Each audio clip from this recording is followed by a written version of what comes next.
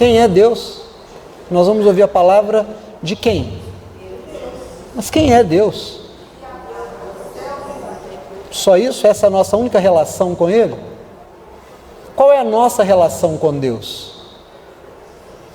Hoje tivemos um estudo no Salmos 51 e 52 pela manhã. Tremendo, tremendo. Acho que para quem entendeu, para quem leva a sério, foi bastante enriquecedor. E nós vimos que Davi faz uma declaração: contra ti somente eu pequei. Eu tenho uma relação com o Senhor e eu transgredi, eu saí de mim mesmo e comecei a seguir os meus próprios caminhos. E os meus caminhos me trouxeram a essa tragédia que eu protagonizei. Busquei uma mulher que não devia, matei o marido dela, tentei esconder, trouxe a desgraça sobre o meu nome e maldição sobre a minha família. E tudo isso porque eu me esqueci de quem o Senhor é. Então eu pequei contra ti somente eu pequei. Ele olha para si e se encontra. Em Deus ele tem um encontro com ele mesmo. Se nós não tivermos isso, a nossa religião é vã. A nossa religião não tem sentido e nós estamos nos enganando, nos anestesiando com cânticos que não vão nos levar a lugar nenhum. Se a palavra é de Deus, ela tem que ser tomada nessa noite como palavra de Deus. Deus não pede, Ele manda. Deus não precisa de nós precisamos de Deus. Deus não morre, nós morreremos. Deus não sofre acidentes e não fica doente, nós adoecemos e ficamos doentes. Nós nos lembramos do Senhor quase sempre no tempo da tragédia, mas antes desses tempos a gente não se lembra dele. Então, eu quero te pedir em nome de Jesus, tenha reverência com a palavra de Deus, saia daqui transformado por um encontro com a palavra de Deus. Não seja apenas mais um religioso, porque você vai pagar um preço muito alto por isso. Então vamos tomar a palavra de Deus como palavra de Deus e obedecê-la em nome de Jesus. Amém?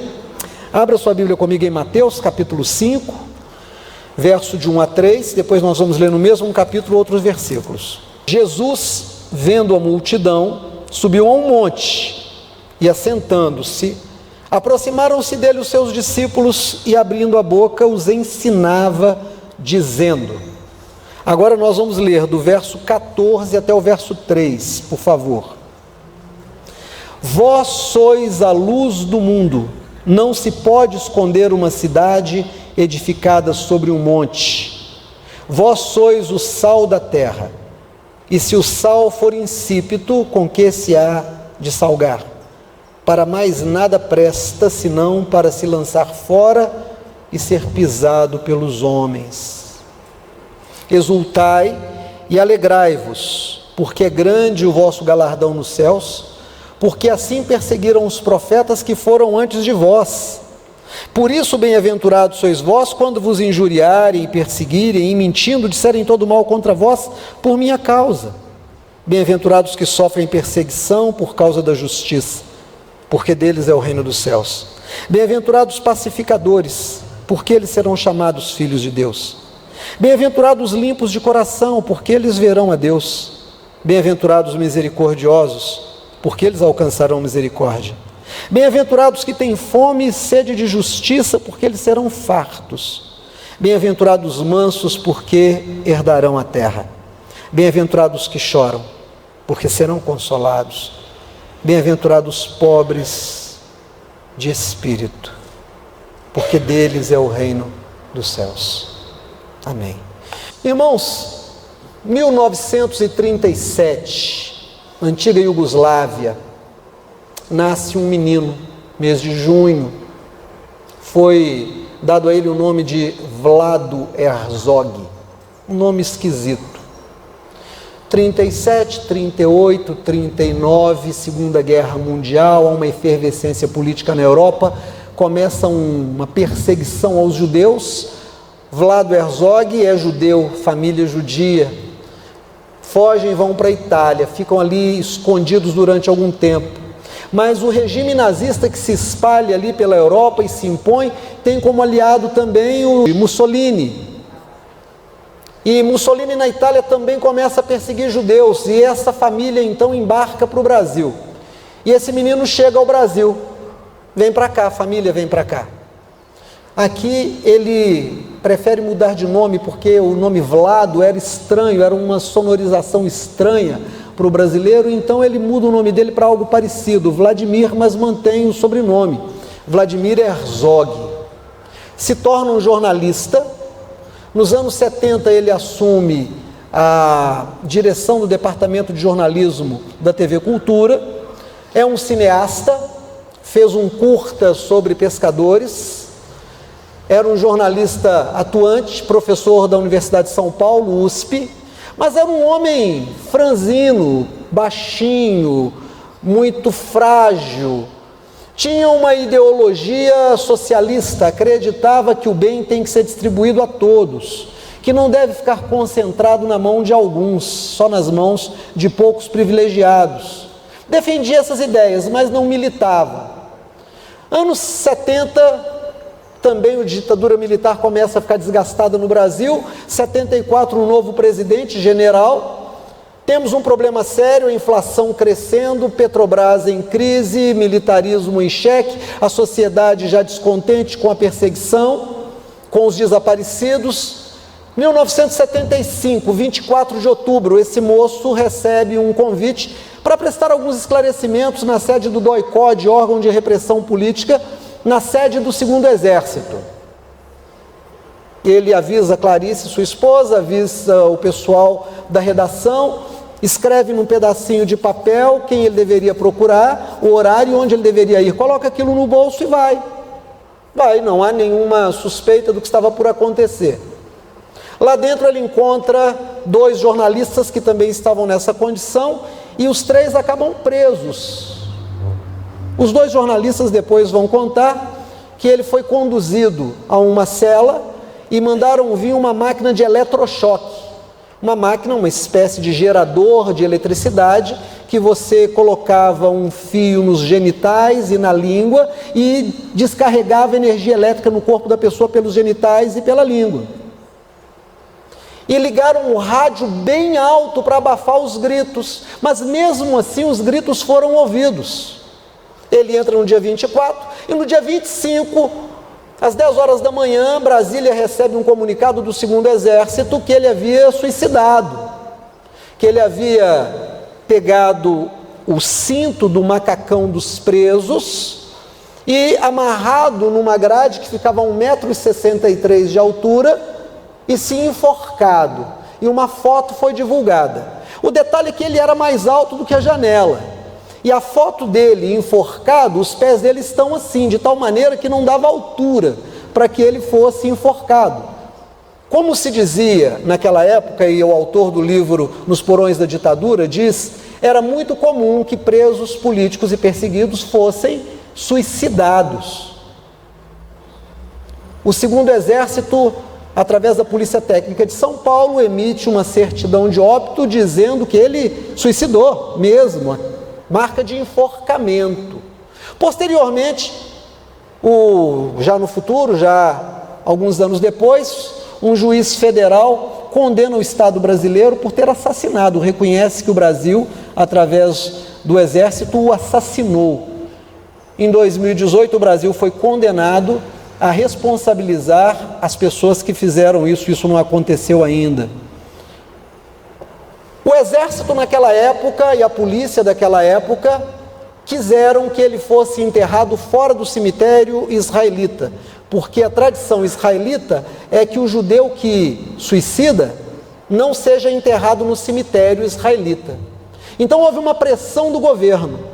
Quando um judeu morre, há um grupo especializado que prepara o corpo para o sepultamento.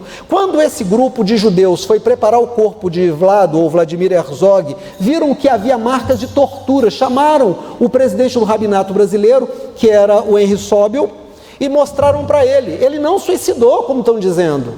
Ele foi torturado. Então o rabino disse, eles querem que ele seja enterrado fora do cemitério? Preparem uma cova no centro do cemitério, para que todo mundo saiba que nós não acreditamos nessa história. E ele foi enterrado no centro.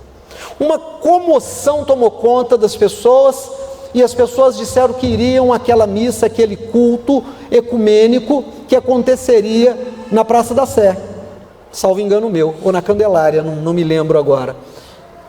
Resultado, o exército então proibiu que ônibus e carros chegassem perto desse lugar. Procuraram Dom Paulo Evaristo e disseram: tem 500 soldados armados com ordem de metralhar qualquer civil que faça qualquer gesto contra o regime militar nesse enterro.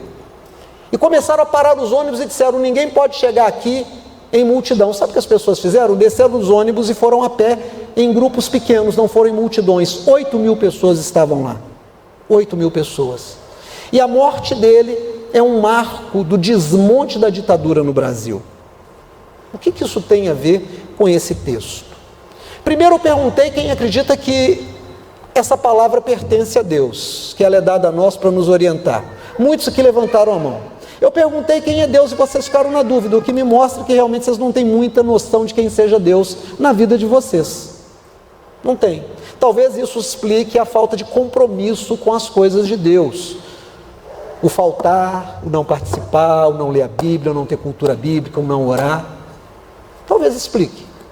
Mas o fato é que nós lemos um texto que Jesus subiu um monte, se assentou e chegaram a ele os seus discípulos para aprender, e ele começou a ensinar. Jesus tem muito a nos ensinar. Sabe quem é o tolo? O tolo é aquele que não quer aprender. Porque quando a pessoa não aprende, ela vive uma tragédia para que na dor ela possa aprender. O Senhor Deus chega a dizer: vocês têm a cerviz dura, a cervical dura, não se deixam dirigir. E porque não se deixam dirigir, eu vou quebrar essa cerviz.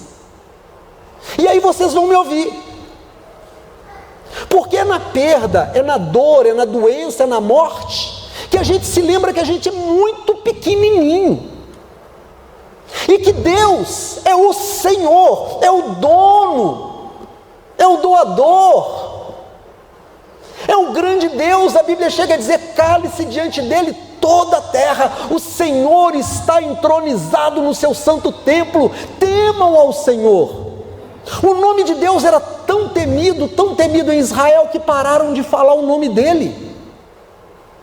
Quando tocaram na arca da aliança, morreram. Quando colocaram fogo estranho diante dele, foram queimados, morreram. Quando tentaram tirar os homens que Deus havia levantado do chão, abriu e engoliu aquela turma. Tremendo Deus, que fez chover maná e sustentou seu povo, que abateu os inimigos, que rasgou o mar vermelho e o povo passou. Esse é o Senhor que escreve essa palavra, e que nessa noite, como naquele dia que Jesus sobe ao monte e se assenta, quer nos ensinar. E aí ele diz alguma coisa muito espetacular: vós sois a luz do mundo e o sal da terra. Quando eu vejo o relato desse ato ecumênico que teve acontecimento ali com a morte do Herzog, sabe o que me chama a atenção? Sabe quem foi que disse: nós não aceitamos a tortura de Vladimir Herzog? Católicos e judeus. Sabe quem foi que denunciou? Católicos e judeus. Sabe quem foi que disse: nós não queremos que a dignidade humana continue sendo aviltada, porque fere a Jesus? Católicos e judeus. Estudar a Bíblia é um negócio tremendo, porque a gente viu hoje aqui, no Salmo 51, Davi dizendo: se o Senhor quisesse sacrifícios e holocaustos, eu tus daria. Mas o Senhor se agrada de um coração contrito e de uma alma compungida. E aí ele vai dizer depois: quem tem um coração desse jeito, oferece a Deus o seu arrependimento, sacrifícios e holocaustos, e Deus aceita. Ou seja, Deus não quer um cântico que fale uma coisa e a disposição do coração seja outra, hein? O Senhor não está interessado que a gente cante palavras vazias, palavras que não representam o que está no coração da gente.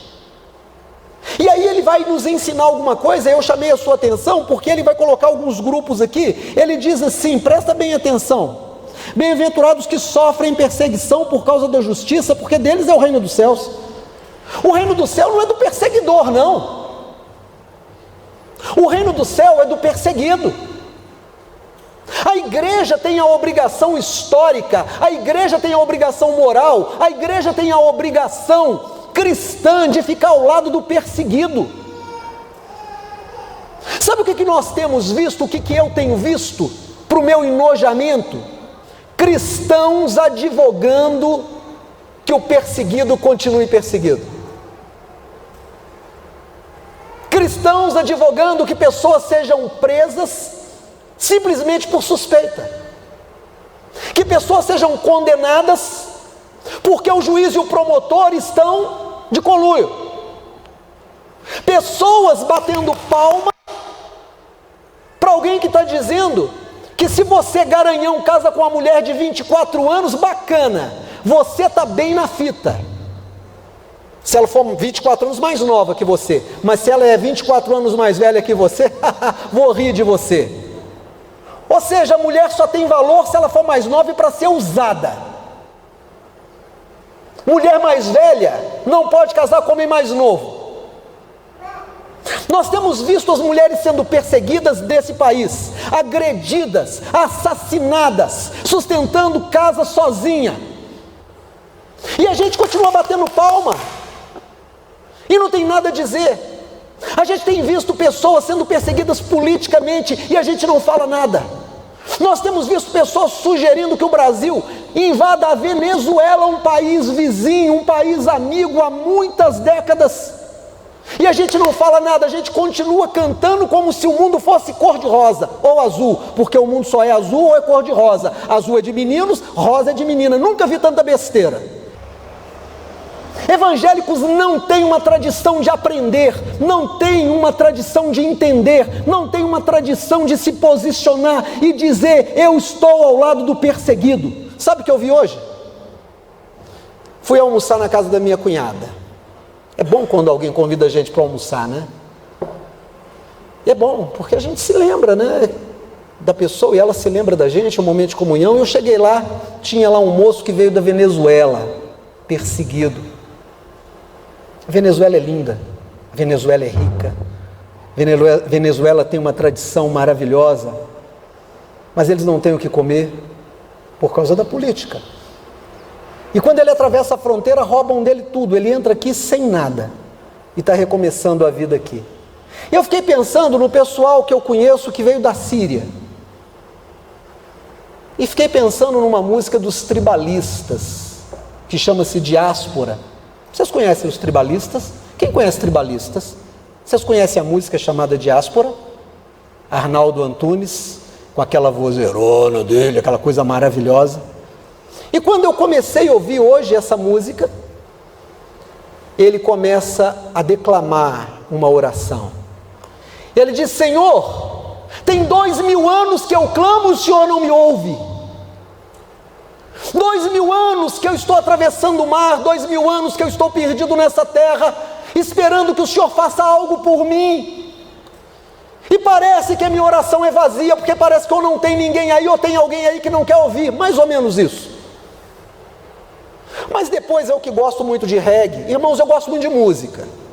E para mim não tem muito esse negócio de música secular e música evangélica. Para mim tem música que presta e música que não presta, segundo o meu critério. Música que eu gosto e música que eu não gosto. Então permito a você que goste do que eu não gosto e que não goste do que eu gosto. Mas aí eu fui ouvir uma música do Mengo Vieira, que canta um reggae muito gostoso. E ele convida uma pastora para cantar. E ela também dá umas palavras. Eu nunca vi tanta palavra vazia. Nós temos que celebrar o nome do Senhor. Celebrar o nome do Senhor? Como? Apenas de boca? É isso que Deus quer? Que o nosso louvor seja apenas de boca? Eu prefiro muito mais a oração do Antunes do que a oração dela. Eu prefiro muito mais, porque na oração dele tem um apelo pelo perseguido. Olha o que Jesus diz para nós aqui, O verso 11, bem-aventurados sois vós quando vos injuriarem. Verso 10, bem-aventurados que sofrem perseguição. Verso 6, bem-aventurados que têm fome e sede de justiça, porque serão fartos. Mas quem é a presença de Deus nessa terra? Quem é a presença de Deus nessa terra? Se não os seus filhos e filhas, se não aqueles que estão comprometidos com a verdade, se não aqueles que estão comprometidos com fazer a justiça.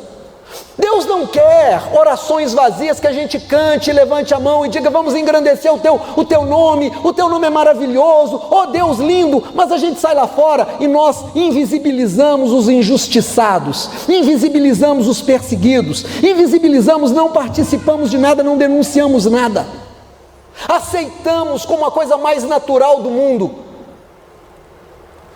Desde o ano passado eu tenho falado que o símbolo de um cristão é a cruz e nunca a arma. Um cristão não defende tortura nunca, porque Jesus foi torturado. Um cristão não defende a prisão de ninguém sem o devido processo legal. Um cristão não fica ao lado de um juiz que tira o principal opositor numa eleição e depois vira ministro de quem ganhou, recebendo o seu pagamento. Um cristão levanta a voz e diz: eu não creio nisso, não creio que haja Deus nessas coisas. Um cristão pega a oração do Arnaldo Antunes e diz: Deus, eu estou gritando justiça, justiça, faço das orações de Abacuque as minhas orações, eu clamo e o Senhor não ouve. Parece que Deus quer orações de puxa-saco. Ah, como o Senhor é lindo, ah, como o Senhor é maravilhoso, ah, como o Senhor é tremendo, e Deus fica: vai mais, vai. Irmãos, Deus está interessado em atitudes. Jesus denunciou, Jesus não aceitou, Jesus fez comum o pão, partiu e deu a todos, Jesus fez comum o vinho, distribuiu a todos, Jesus curou, socializou a saúde a todos que o procuraram. Jesus colocou em liberdade os oprimidos. Ele disse: o Espírito do Senhor está sobre mim, pelo que me ungiu para pregoar a liberdade aos cativos.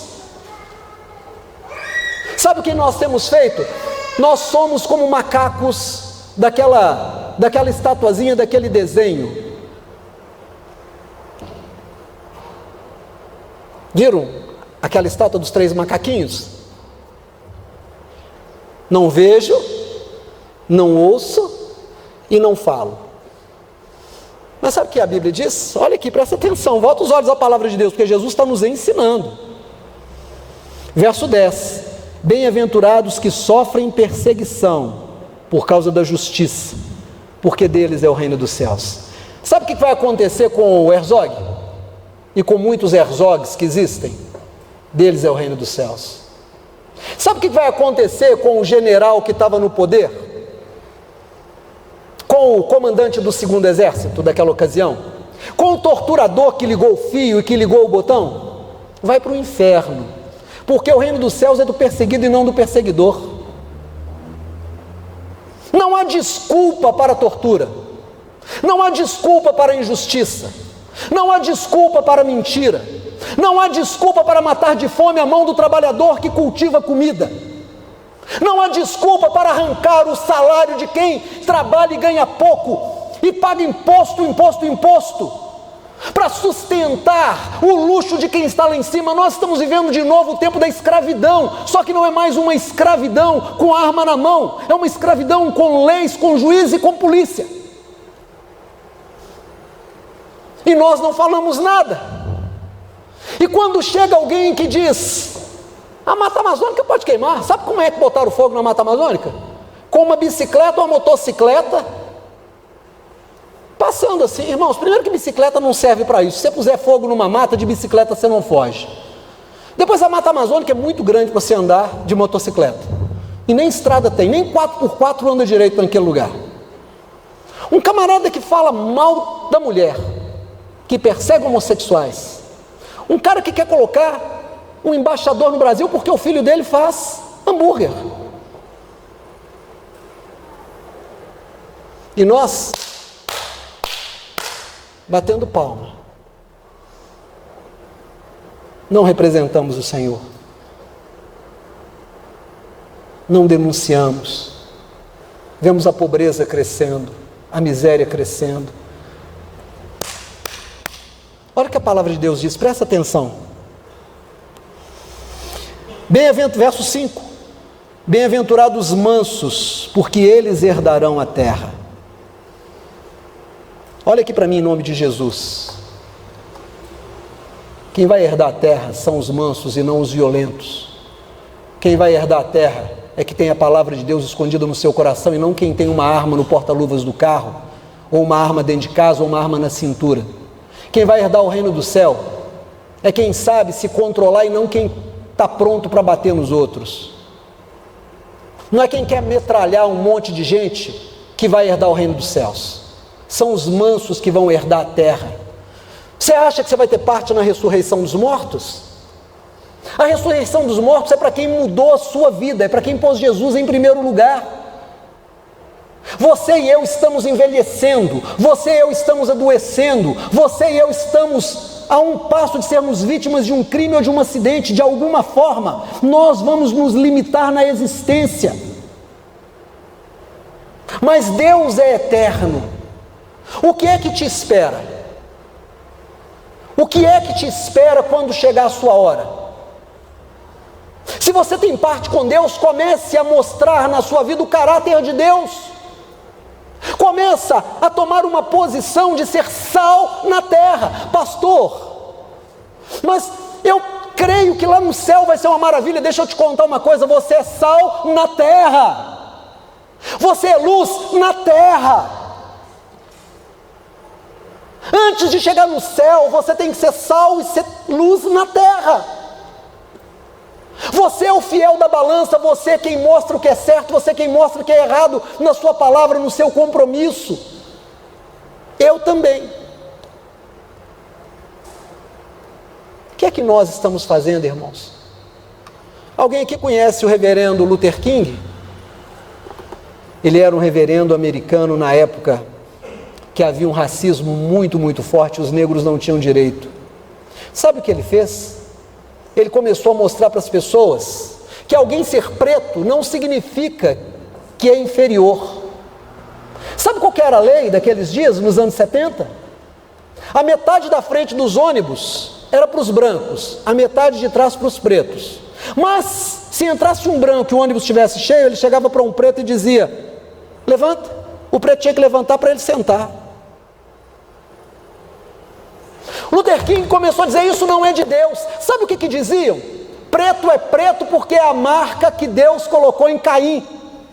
Caim ficou preto quando matou Abel. Depois mudaram um pouquinho e disseram: preto não tem alma, então pode ser escravizado.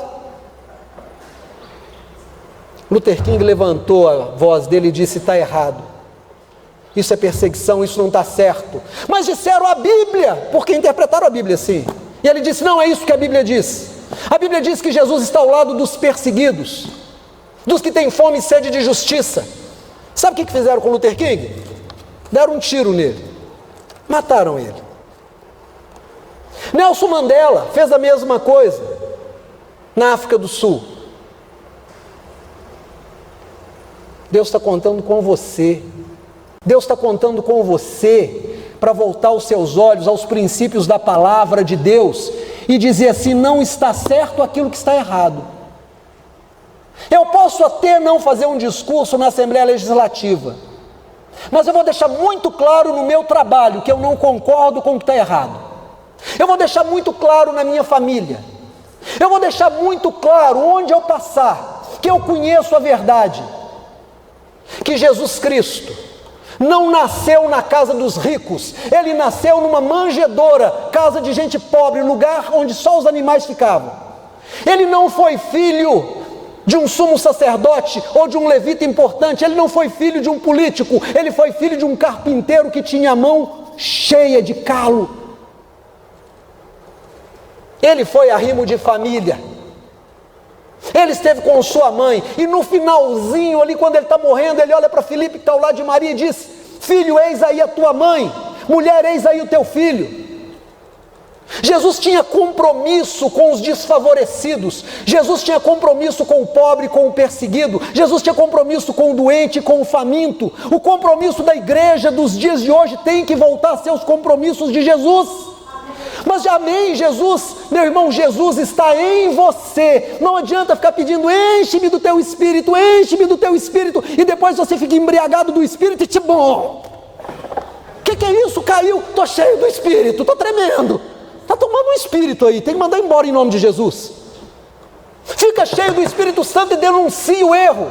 Fica cheio do Espírito Santo e fala a verdade. Fica cheio do Espírito Santo e diz, eu não quero arma, eu quero paz, porque essa palavra diz, bem-aventurados pacificadores, porque deles é o reino dos céus, porque eles serão chamados filhos de Deus. Como que alguém que defende arma é um pacificador? Você já viu como é que um homem ou uma mulher fica brava quando tem uma arma na mão? Pastor, mas o bandido está matando. Está no papel dele. O que você espera do bandido? Irmão, o que você espera do bandido? O bandido bota o revólver em você e diz, fala para mim, o que você está precisando? Estou com o aluguel atrasado, toma R$800, vai embora e não olha para trás. Você acha que o bandido vai fazer isso com você? Ele é bandido. Mas quando você chega diante de um juiz, o que você espera? Que o direito saia da boca dele. Quando você fica sabendo que ele tratou a sentença com o promotor, como é que você fica? Você não tem nada a dizer sobre isso? E os direitos humanos? Gente, eu estou cansado de ver crente falar assim, direito humano só fica do lado de bandido. É uma mentira. É uma mentira. Viajei sexta-feira. Saí daqui de madrugadinha, fui tomar café em Felizlândia, 200 quilômetros daqui. Entrei no posto, sempre paro lá, já conheço todo mundo, ou quase todo mundo, tem gente nova. É aquele povo que eu conheço, você sumiu, aquela conversa, quero um café com leite e um pão de queijo, coisa de mineiro, né? Mineiro gosta de pão de queijo. Café com leite e um pão de queijo. Quando eu estou saindo, tem um cara me olhando, já fiquei meio preocupado. Aí ele virou para mim e falou assim, desculpa, você é de Divinópolis? Falei, não, sou de Belo Horizonte, moro no bairro Betânia.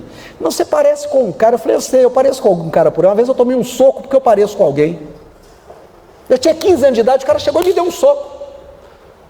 Você me roubou semana passada, eu era trocador de ônibus, meu primeiro dia. E eu, menininho, magrilinho, 15 anos. E o cara, um homem grande, tipo Eliseu. E eu fiquei assim, até tremendo. Falei, se ele deu um, vem outro, estou ferrado. Mas aí eu li nos olhos dele que depois que ele deu o soco, ele reconheceu que eu não era o cara. Mas aí não dava para voltar atrás, porque já tinha dado o soco. E ele ficou naquela, foi você mesmo, foi você mesmo. Irmãos, eu tinha uns 15 anos, tenho 58, tenho 43 anos que eu carrego esse soco, não tem como tirar. Não tem como tirar. Agora presta atenção, levanta aí, irmão. Levanta aí, você que é tatuador, levanta aí. É, você mesmo. Levanta aí, por favor, olha para ele. Típico brasileiro, nem preto nem branco, moreno, estatura mediana, não é muito alto nem muito baixo, fortinho, cabelo crespo. Para piorar, não que eu tenha nada contra, até porque minha filha é tatuadora, mas tem tatuagem. Pode sentar. Você quer ver outra coisa? Nilson, faz favor, fica de pé.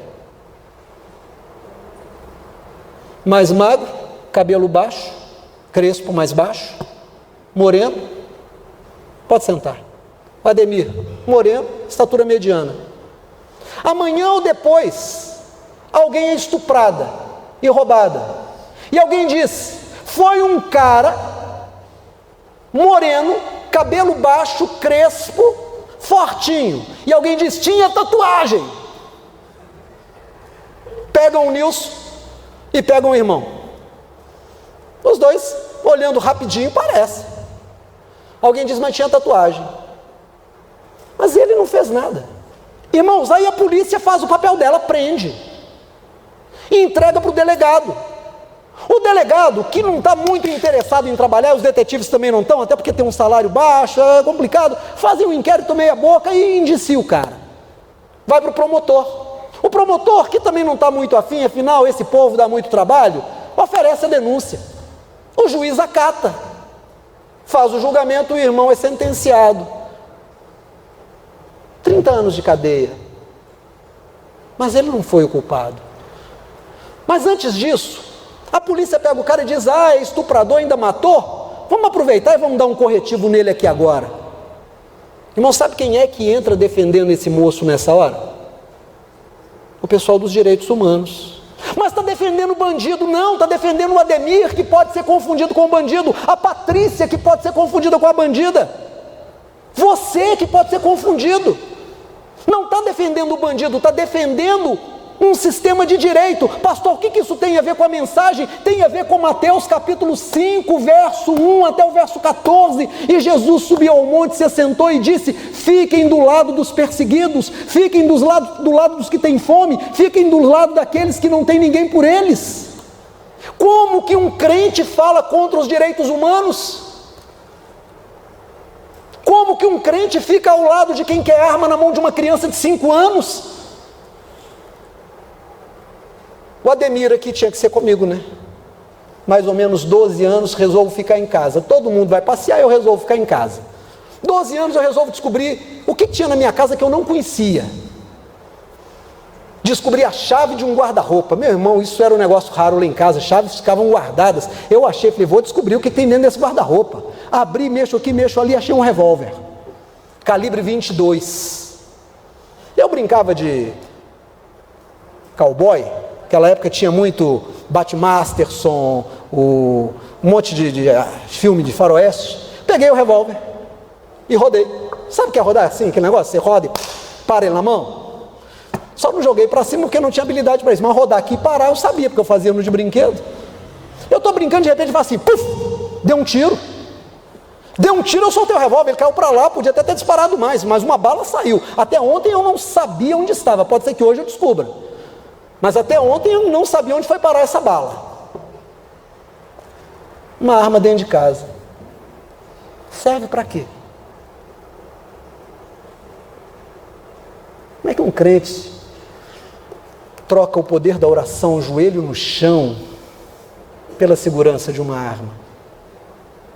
Sabe o que o Senhor Jesus quer de nós? Olha aqui para mim, por favor. Que você seja sal nessa terra. Que você seja luz nessa terra. Enquanto você estiver vivo, você é o representante do Senhor, porque nós somos a voz de Jesus na terra, nós somos os pés de Jesus na terra, nós somos as mãos de Jesus na terra. Amém? Glória a Deus.